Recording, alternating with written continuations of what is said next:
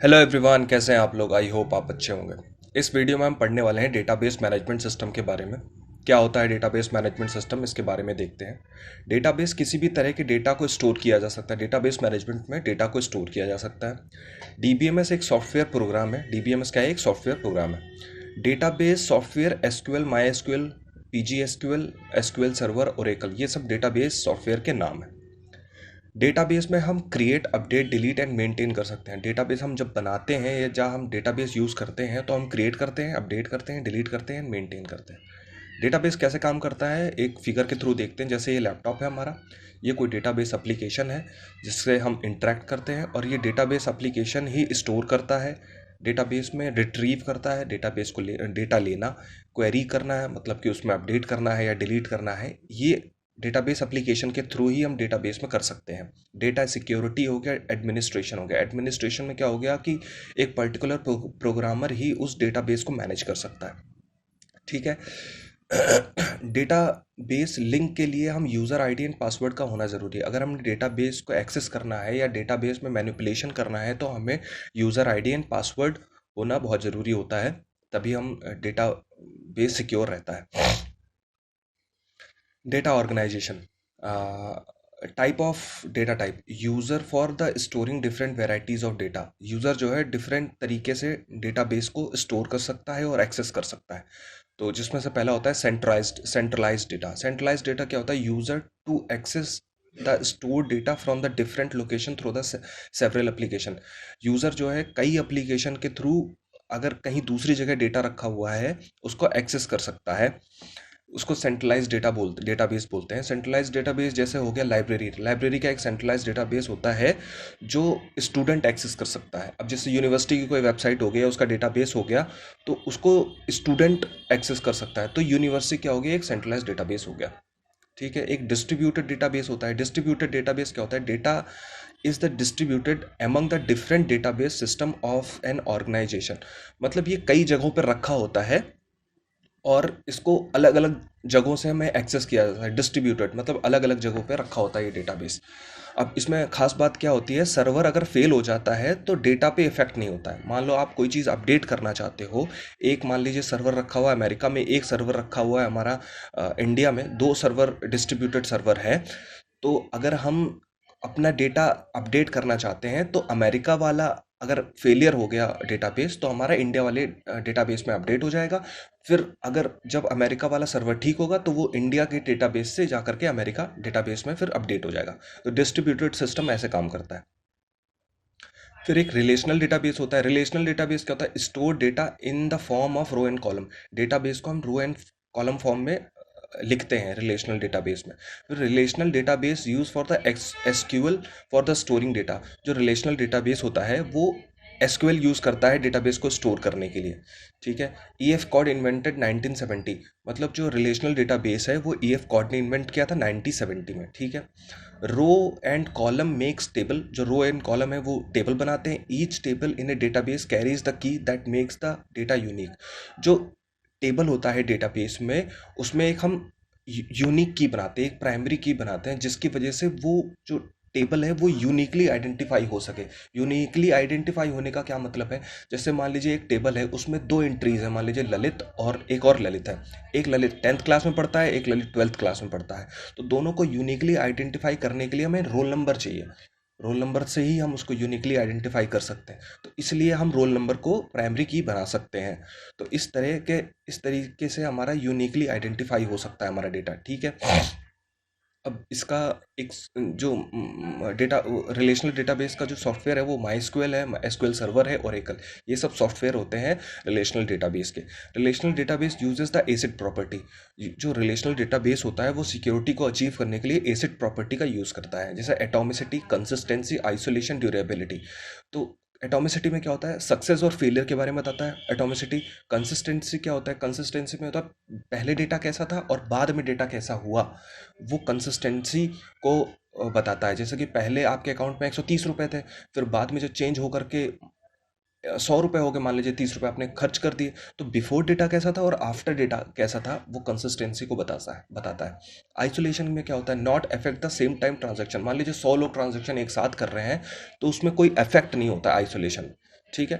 फिर durability, durability क्या, complete the operation no change, अगर एक बार ट्रांजैक्शन आपका कंप्लीट हो गया तो उसमें आप कुछ चेंज नहीं कर सकते, तो ड्यूरेबिलिटी का ये मतलब होता है। तो रिलेशनल डेटाबेस एसिड प्रॉपर्टी को यूज करता है। ठीक है।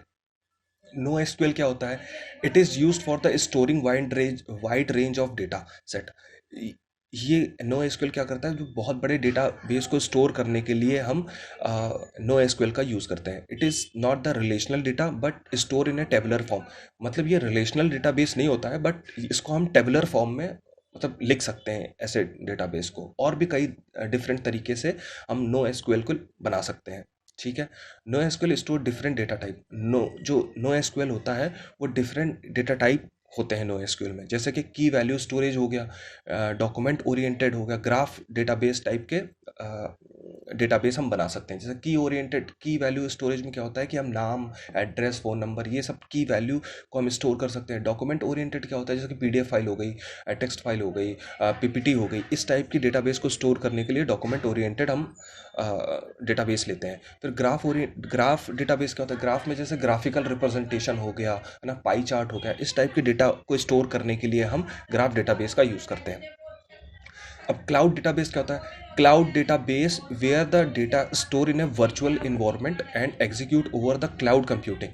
मतलब उसको अपने सिस्टम में ना हो करके कहीं दूसरे सर्वर पे रखा हुआ है या दूसरी जगह रखा हुआ है, जिसको हम क्लाउड कंप्यूटिंग के थ्रू उसको एक्सेस किया जा सकता है, उसको क्लाउड डेटाबेस बोलते हैं। ठीक है।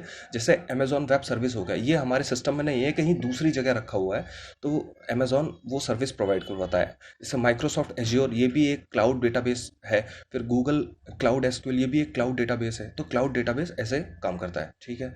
ऑब्जेक्ट ओरिएंटेड डेटाबेस क्या होता है, डेटा स्टोर इन ऑब्जेक्ट डेटा। मतलब जो डेटा स्टोर करते हैं वो ऑब्जेक्ट के फॉर्म में हम डेटा, जैसे ऑब्जेक्ट कोई मान लीजिए स्टूडेंट हो गया है ना, स्टूडेंट एक ऑब्जेक्ट है, उसमें स्टूडेंट के बाद क्लास हो गया, क्लास के बाद रोल नंबर हो गया, रोल नंबर के बाद एड्रेस हो गया। इस टाइप की डेटाबेस को स्टोर करने की, जैसे कि स्टूडेंट से रिलेटेड ही डेटा बेस को स्टोर करने के लिए हम ऑब्जेक्ट बनाते हैं, जैसे स्टूडेंट। तो इस टाइप की डेटाबेस को स्टोर करने के लिए हम ऑब्जेक्ट ओरिएंटेड डेटाबेस इस्तेमाल करते हैं। For the accessing data you use the object oriented programming language. मतलब अगर हम डेटा को एक्सेस करना चाहते हैं, मान लीजिए हमें स्टूडेंट की डेटा को एक्सेस करना है, तो हमें ऑब्जेक्ट ओरिएंटेड प्रोग्रामिंग लैंग्वेज की ज़रूरत पड़ेगी, जिससे कि हम डेटा को एक्सेस कर सकते हैं। ठीक है। एक हायरार्किकल डेटाबेस होता है। हायरार्किकल डेटाबेस में क्या होता है, store data in A form of parent and children relationship. मतलब पेरेंट और चिल्ड्रन रिलेशनशिप का मतलब ऐसे कॉम्बिनेशन काम करता है। पेरेंट एंड चिल्ड्रन रिलेशनशिप का क्या मतलब होता है, जैसे कि एक ऑर्गेनाइजेशन हो गया, जैसे मेटा है, मेटा एक ऑर्गेनाइजेशन है, तो ये एक पेरेंट है। फिर उसके चाइल्ड कौन से हो गए, जैसे फेसबुक हो गया, इंस्टाग्राम हो गया, है ना, व्हाट्सएप हो गया, ये उसके चिल्ड्रन है। तो इस तरीके से हायरार्किकल डेटाबेस काम करता है। It is organise the data in a tree like structure. ये ट्री लाइक स्ट्रक्चर की तरह इस डेटाबेस को मैनेज किया जाता है। जैसे ट्री बना हुआ होता है ना, ट्री ब्रांचेस होती हैं खूब, उस तरीके से डेटाबेस को हम मैनेज करते हैं। जैसे एक रूट हो गया लेवल वन, जैसे कि लेवल वन में मान लो फेसबुक हो गया और एक व्हाट्सएप हो गया। ठीक है। मेटा के बाद मेटा एक रूट है, मेटा उसका एक लेवल हो गया फेसबुक, एक लेवल हो गया व्हाट्सएप। फिर इसके बाद फेसबुक में भी कई यूजर्स हैं, तो level one, level two, level three, ऐसे कई लेवल्स हो सकते हैं। इस तरीके से डेटाबेस काम करता है। ठीक है। Hierarchical database. ठीक है। अब हम डेटाबेस के आर्किटेक्चर को देखते हैं कि डेटाबेस का कैसा आर्किटेक्चर होता है। इसमें क्या होता है, basic client server architecture use to deal the large number of PCs, web server and database server. इसमें क्या करते हैं, क्लाइंट एंड सर्वर आर्किटेक्चर होता है जो कि large number of PCs, web server and database server को जोड़ता है। ठीक है। अब ये काम कैसे करता है, ये तीन टाइप के आर्किटेक्चर पे काम करता है। जैसे one tier architecture, second tier architecture, third tier architecture, three tier architecture में काम करता है। फर्स्ट ईयर आर्किटेक्चर में क्या होता है, first year architecture is use for developing of the local application, development of local application where programmer can directly communicate with the database. मतलब first year में क्या होता है, यूज़र एक एप्लीकेशन को डाउनलोड करता है, उस एप्लीकेशन के थ्रू हम डेटाबेस से कम्युनिकेट कर सकते हैं। फर्स्ट ईयर में ये होता है। ठीक है। सेकेंड ईयर में क्या होता है, user can directly communicate with the database at the server site. User can directly communicate with the database at the server site, easy query processing, table management. जैसे कि सेकेंड ईयर में क्या होता है, जो एप्लीकेशन है, यूजर एप्लीकेशन है, वो डायरेक्टली कम्युनिकेट करता है सर्वर से। कैसे कम्युनिकेट करता है, क्वेरी के थ्रू, प्रोसेसिंग के थ्रू, या उसमें कोई डेटा एंट्री करनी है तो वो एप्लीकेशन से ही हम सर्वर को मतलब कम्युनिकेट कर सकते हैं। डायरेक्ट यूज़र जा करके उसके अंदर अपडेट नहीं कर सकता है या उसमें जा करके अपने मैनुअल लिख नहीं सकता है। वो एप्लीकेशन के थ्रू ही हम सर्वर से कम्युनिकेट कर सकते हैं, ठीक है। थर्ड टीयर में क्या होता है, client can not directly communicate but communicate with the application to the server. मतलब जो क्लाइंट है वो डायरेक्टली कम्युनिकेट नहीं करता है सर्वर से, वो एप्लीकेशन के थ्रू सर्वर से कम्युनिकेट कर सकता है। जैसे कि अगर मान लीजिए यूज़र ने कोई अपडेट करना है कोई डेटाबेस, मतलब ललित के नाम की जगह उसको अविनाश करना है, तो अविनाश तो वो एप्लीकेशन पे लिखेगा। एप्लीकेशन पे लिखने के बाद वो कुछ नहीं कर सकता यूज़र, तो एप्लीकेशन जो है सर्वर से इंटरेक्ट करेगा, एप्लीकेशन और सर्वर में दोनों का कम्युनिकेशन होगा, फिर जाकर के वो अपडेट होगा। तो थर्ड टीयर ऐसे काम करता है, ठीक है। अब ये दिखता कैसा है, तो क्लाइंट और सर्वर, सर्वर जो है कहीं दूसरी जगह रखा हुआ, क्लाइंट जो है हमारे कंप्यूटर में ही होता है। जैसे यूज़र, यूज़र के पास एप्लीकेशन है एक डेटाबेस का, तो ऐसे काम करता है, ठीक है। अब डेटा मॉडल्स क्या होता है, data models is the modelling of the data description, consistency, constraint. मतलब डेटा को, डेटा कैसा होना चाहिए, उसकी मॉडलिंग कैसी होनी चाहिए, वो इस चीज़ों में हम पढ़ेंगे। डेटा कैसा होना चाहिए, डिस्क्रिप्शन कैसा होना चाहिए, कंसिस्टेंट मतलब डेटा रिपीट नहीं होना चाहिए बार बार, कंसिस्टेंट होना चाहिए, कंस्ट्रेन होना चाहिए डेटा में। कंस्ट्रेन जैसा कि कोई 18 साल के ऊपर की वैल्यू नहीं लेनी चाहिए, 18 साल के नीचे की वैल्यू हमें स्टोर करनी, इस टाइप के मॉडल्स हम बनाते हैं, ठीक है। फिर एक रिलेशनल डेटाबेस मॉडल हो गया। रिलेशनल डेटाबेस मॉडल में क्या होता है कि हम रो एंड कॉलम में उसको बनाते हैं, ठीक है। फिर एक सेमी स्ट्रक्चर्ड डेटा मॉडल होता है। सेमी स्ट्रक्चर्ड डेटा मतलब स्ट्रक्चर्ड तरीके से हम डेटा मॉडल बनाते हैं, जैसे एक्सएमएल का यूज़ करके, एचटीएमएल का यूज़ करके हमें स्ट्रक्चर्ड वे में हम डेटा मॉडल को बनाते हैं। फिर एक एंटिटी रिलेशनशिप मॉडल हो गया। जैसे एंटिटी रिलेशनशिप मॉडल में क्या होता है कि हम एंटिटी देते हैं उस मॉडल्स में, जैसे कि एक एंटिटी हो गई, नेम हो गई, एड्रेस हो गया, मोबाइल नंबर हो गया, पिन कोड हो गया, ये एक एंटिटी देते चले जाते हैं हम उस मॉडल्स में। तो रिलेशनल एंटिटी मॉडल हो गया। फिर एक ऑब्जेक्ट ओरिएंटेड मॉडल होता है। ऑब्जेक्ट ओरिएंटेड मॉडल क्या होता है कि ये जो है ऑब्जेक्ट बना बना करके मॉडल्स बनाते हैं। जैसे कि एक स्टूडेंट हो गया, स्टूडेंट के बाद उसका एक मॉडल, उसका एक मतलब ऑब्जेक्ट हो गया। उस ऑब्जेक्ट से हम एक स्टूडेंट से हमें रोल नंबर चाहिए, नेम चाहिए, एड्रेस चाहिए, उसका पिन कोड चाहिए, एक वो हो गया मॉडल। फिर एक हम एम्प्लॉय का बनाते हैं, एम्प्लॉय कहाँ काम करता है, वो कहाँ रहता है, उसका फ़ोन नंबर क्या है, ऐसे ऑब्जेक्ट बना बना करके हम उस मॉडल को तैयार करते हैं, ठीक है। फिर डेटा स्कीमा एंड इंस्टेंस क्या होता है, डेटा स्कीमा एंड इंस्टेंस क्या होता है। Design database is called the schema. अगर हम कोई भी डेटाबेस बनाते हैं, जैसे कि हमने एक एम्प्लॉय नाम की डेटाबेस बनाया, वो हमारा डेटा स्कीमा हो गया, ठीक है। Which is store in the database at a particular moment is called the instance of data. अगर उस डेटाबेस में हम कोई चीज़ स्टोर करते हैं तो वो हमारा इंस्टेंस ऑफ डेटा हो गया। या हम उस डेटाबेस में कोई पर्टिकुलर नाम को हम देखना चाहते हैं, कोई डेटाबेस है उसमें पर्टिकुलर नाम, मतलब किसी स्टूडेंट की इंफॉर्मेशन देखना चाहते हैं एक पर्टिकुलर टाइम पे, तो वो हमारा क्या होगा, इंस्टेंस ऑफ डेटा। जैसे कि ललित नाम के एक पर्टिकुलर बंदा है जो किसी स्कूल में पढ़ता है, तो ललित की इंफॉर्मेशन अगर हमें देखनी है तो हम कोई क्वेरी फायर करेंगे और उसमें से वो ललित नाम की डेटाबेस से हमें ललित नाम की इंफॉर्मेशन वो दे देगा। और उस पर अगर हम चीज़ें, जो ललित नाम की इंफॉर्मेशन देगा तो वो एक पर्टिकुलर रो में देगा, ठीक है। तो वो जो रो आ गई वो हमारा एक इंस्टेंस ऑफ डेटा है, ठीक है। जैसे स्टूडेंट हो गया, अब स्टूडेंट नाम का एक डेटाबेस है, उसमें स्टूडेंट का नाम हो गया, रोल नंबर हो गया, क्लास हो गया, सेक्शन हो गया, ठीक है। उसमें से अजय नाम का एक बंदा है, उसकी इंफॉर्मेशन देखनी है हमें, अजय 1 10th और ए सेक्शन में पढ़ता है, तो वो क्या हो गया, इंस्टेंस ऑफ डेटा हो गया, ठीक है। अब file management system, file management system में क्या होता है ये हम देखते हैं। File is a collection of records using the primary key we can access the record. मतलब फाइल क्या है, कलेक्शन ऑफ रिकॉर्ड्स है, कई कई लोगों का रिकॉर्ड्स होगा, उसका कलेक्शन तो फाइल कहलाता है। और उसमें एक प्राइमरी की को यूज़ करके हम डेटा को एक्सेस कर सकते हैं, देख सकते हैं, ठीक है। अब जैसे फाइल कैसा दिखता है, फाइल में हम कैसे स्टोर करते हैं, आईडी, नेम, सेक्शन, इस टाइप के हम टेबल को स्टोर करते हैं फाइल में। File record are mapped into the disk block. जो फाइल रिकॉर्ड होता है उसको हम डिस्क ब्लॉक में मैप करते हैं। Why file management, to perform the insert, delete, update and quick easy. मतलब अगर हमें फाइल मैनेजमेंट में इंसर्ट करना है, डिलीट करना है, अपडेट करना है, तो इन सब चीज़ों का हम फाइल मैनेजमेंट करते हैं। Duplicate record can not be include as a result of insert, update and delete. मतलब डुप्लीकेट रिकॉर्ड जो है इंक्लूड नहीं होता है इन सब चीज़ों में। जैसे कि मान लीजिए ललित नाम के 2 बंदे हो गए, तो 2 बंदे इंक्लूड नहीं कर सकते हैं फाइल मैनेजमेंट में, ठीक है।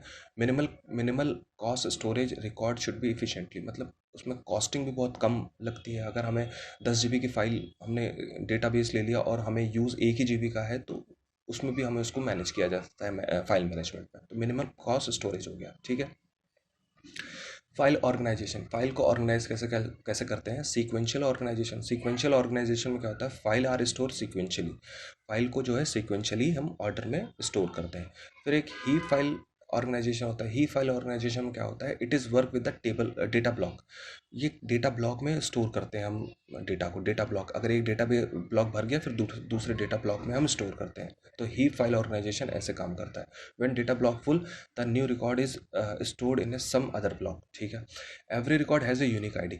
जो हर एक रिकॉर्ड होगा उसकी एक यूनिक आईडी होगी, फिर उसको हम एक ब्लॉक में स्टोर करेंगे। तो ऐसे ही फाइल ऑर्गेनाइजेशन काम करता है, ठीक है। ये देखिए, इस तरीके से रिकॉर्ड हम ब्लॉक में डालते हैं, ठीक है। एक होता है B plus file organisation. B plus file organisation क्या होता है? It is the advance method and a indexed sequential access method. ये इंडेक्स सीक्वेंशियल एक्सेस मेथड होता है B plus file organisation. It is uses the tree like structure. ये भी एक tree like structure use करता है to store the data.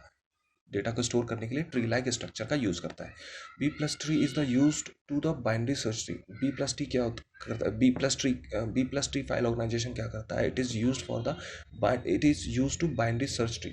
Binary search tree की तरह ये काम करता है। बाइनरी सर्च ट्री आप जानते ही हैं कि दो दो नोड इसमें होते हैं। पहला जो रूट हो गया, रूट के दो नोड हो गए, फिर एक और ये, फिर ये रूट हो गया, उसके दो नोड हो गए। इस तरीके से बाइनरी सर्च ट्री काम करता है। तो B plus tree binary search tree को यूज़ करता है, ठीक है। Indexed sequential access method. Index sequential access method में क्या होता है? In this method use the primary key to the map with the record. मतलब प्राइमरी की का यूज़ करके हम रिकॉर्ड को मैप करते हैं, then generate the index value. तो प्राइमरी की का यूज़ करके हम रिकॉर्ड को हम मैप करते हैं, फिर उसके बाद जो इंडेक्स की जनरेट होता है, इंडेक्स वैल्यू जनरेट करता है, उसको हम स्टोर करके रखते हैं। तो वो इंडेक्स्ड सीक्वेंशियल मेथड इस तरीके से काम करता है, ठीक है। एक क्लस्टर फाइल ऑर्गेनाइजेशन होता है। क्लस्टर फाइल ऑर्गेनाइजेशन क्या होता है? टू और more record are store in a same file. मतलब दो टेबल हो गए, उसको एक टेबल में कन्वर्ट करना, ये क्लस्टर फाइल ऑर्गेनाइजेशन कहलाता है। It is known as cluster. तो जैसे ये दो टेबल हो गए, एक एम्प्लॉय की टेबल हो गई, एक डिपार्टमेंट की टेबल हो गई।